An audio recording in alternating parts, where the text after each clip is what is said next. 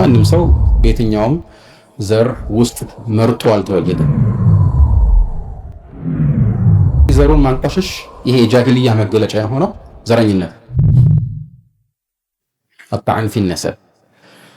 ይህ ሁለት አይነት ነው። አንደኛው በጥቅሉ የአንድን ሰው ወይም የዘመዶችን ወይም የቀቢላ ወይም የጎሳን ዘር በአጠቃላይ ማንቋሸሽ ማለት ነው። ይሄ ደግሞ ትልቅ ጥፋት ነው። ምክንያቱም ከዘር ጋር የሚያያዝ ነገር የለም አይደል? ማንም ሰው በየትኛውም ዘር ውስጥ መርጦ አልተወለደም።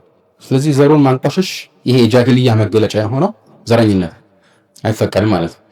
ሁለተኛው ደግሞ የሚፈለግበት መልእክት የሆነን ውስን ግለሰብ ወይም ውስን ሰዎችን ከአንድ በላይ ቢሆን የከሌ ዘሮች አይደሉም ብሎ የታወቀውን ሰው ዘንድ የታወቀውን እውነታ ማስተባበል ማለት ነው። ለምሳሌ አንድን ሰው የከሌ ልጅ ነው፣ አንተ የከሌ ልጅ አይደለህም ማለቱ በጣም ከባድ ጥፋት ነው።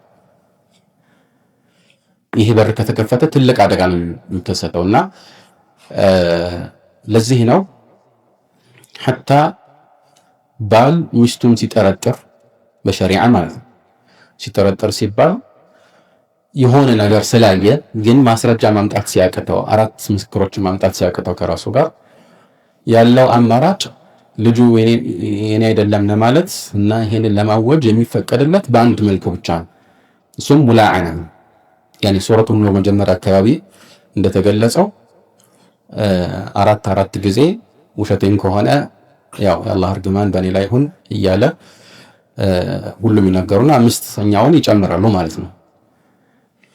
ስለዚህ በዚህ መልኩ ነው የሚለየው ሙላዓና። ስለዚህ ነገሩ ከባድ ከመሆኑ የተነሳ ዘመናዊ በሆነ መልኩ ለምሳሌ የዲኤንኤ ምርመራን መጠቀምም አይቻልም። የዲኤንኤ ምርመራን መጠቀም የሚቻለው በጠባብ ሁኔታ ነው። እሱም ሊአጅል الإثبات لا لأجل النفي ኢስባት ለማድረግ ነው፣ ዘርን ለማረጋገጥ። ለምሳሌ ሐኪም ቤት ውስጥ ልጆች ተቀላቀሉ እንበል እንደተወለዱ ማለት ይሄ እና የትኛዋ ልጅ እንደሆነ ከተምታታ ይዛኔ من أجل الإثبات የማን ልጅ እንደሆነ ለማረጋገጥ ብቻ ይሄን መጠቀም ይቻላል። ነገር ግን አብሮ የሚኖሩ ቤተሰቦች እያሉ ከዛ የማን ዘር ነው የሚለውን እስቲ ለማንኛውም ላጣራ እያሉ በትክክል የከሌ ልጅ ነኝ አይደለሁም ይሄንን መሞከር አይፈቀድም። ግልጽ አይደለ? ይሄን መሞከር አይፈቀድም። አልሙሂም ይሄ ካልተፈቀደ ሌላ ውጭ ያለው ሰው መጥቶ አንተ የከሌ ልጅ አይደለህ ወይም የከሌ ዘር አይደለህ ማለቱ ከባድ ጥፋት ነው የሚሆነው። የሰዎችን ክብረሰብ እና በከፍተኛ ሁኔታ የሚያጎድፍ ይሆናል እና የኩፍር መገለጫ የተደረገው ለዚህ ነው ማለት ነው። ለዚህ ነው አስሉ በዚህ ርዕስ ላይ أن الناس مؤتمنون في أنسابهم ሰዎች ስለ ራሳቸው ዘር የሚናገሩትን መቀበል ግዴታ፣ መጠራጠር አይቻልም። መጠራጠር የሚቻለው ከሆነ ማስረጃ ጋር ድንገት ሲጋጭ ብቻ ወይም ከታወቀ እውነታ ጋር ሲጋጭ ብቻ።